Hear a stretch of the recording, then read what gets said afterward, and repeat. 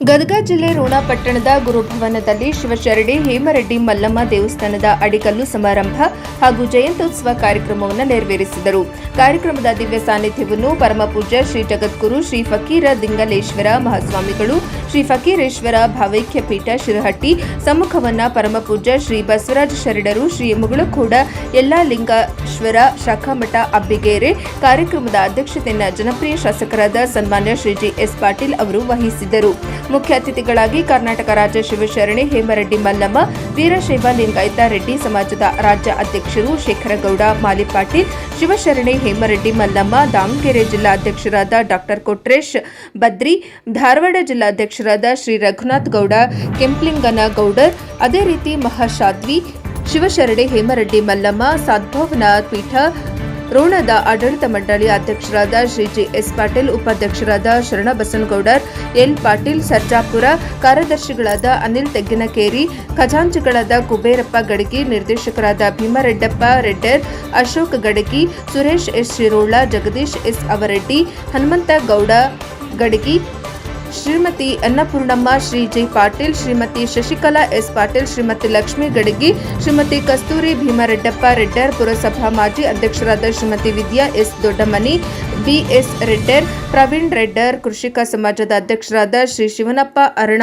ಅರಹುಣಿಸಿ ಸೇರಿದಂತೆ ರೋಣ ತಾಲೂಕಿನ ರೆಡ್ಡಿ ಸಮಾಜದ ಗುರುಹಿರಿಯರು, ಮಾತೆಯರು, ಎಲ್ಲ ಸಮಾಜದ ಮುಖಂಡರುಗಳು ಹಾಗೂ ಶ್ರೀ ಹೇಮರೆಡ್ಡಿ ಮಲ್ಲಮ್ಮ ಕೋಆಪರೇಟಿವ್ ಬ್ಯಾಂಕಿನ ಅಧ್ಯಕ್ಷರು, ಉಪಾಧ್ಯಕ್ಷರು, ನಿರ್ದೇಶಕರು, ಸದಸ್ಯರು ಈ ಸಂದರ್ಭದಲ್ಲಿ ಉಪಸ್ಥಿತರಿದ್ದರು. ವರದಿ ರುದ್ರಪ್ಪ ಹೆಬ್ಬಳ್ಳಿ, ಎನ್ಕೆಎಸ್ ಟಿವಿ 4 ರೋಣ. ಬಹಳ ಹಿಂದಿನ ಕಾಲಕ್ಕೆ ಅಂತೇನಿಲ್ಲ, ಒಂದು 40 ವರ್ಷದ ಹಿಂದೆ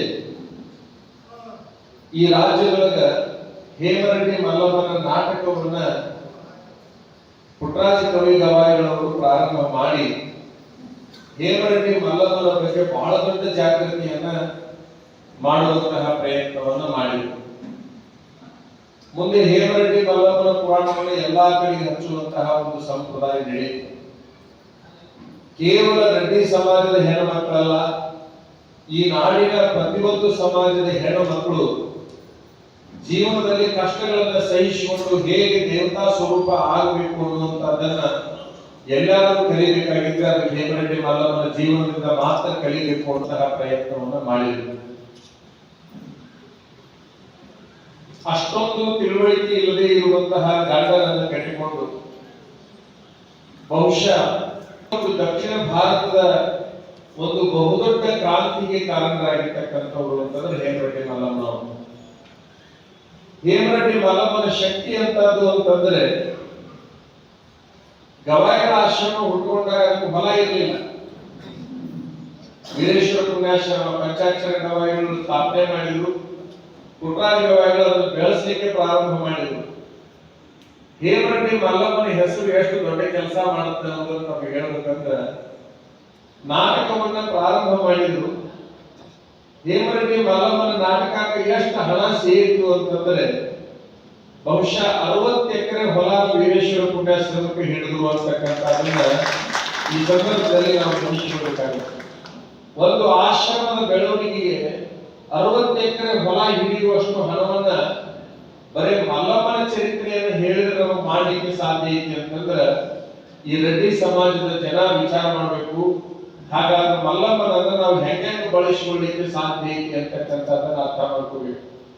ಇವತ್ತು ಪಂಚಮಸಾಲಿ ಸಮಾಜದವರು ಕಿತ್ತೂರು ಚೆನ್ನಮ್ಮನನ್ನ ಬಳಸಿಕೊಳ್ತಾ ಇದ್ದಾರೆ, ಬೇರೆ ಬೇರೆ ಸಮಾಜದವರು ಬೇರೆ ಬೇರೆಯವ್ರನ್ನ ಬಳಸಿಕೊಳ್ತಾ ಇದ್ದಾರೆ.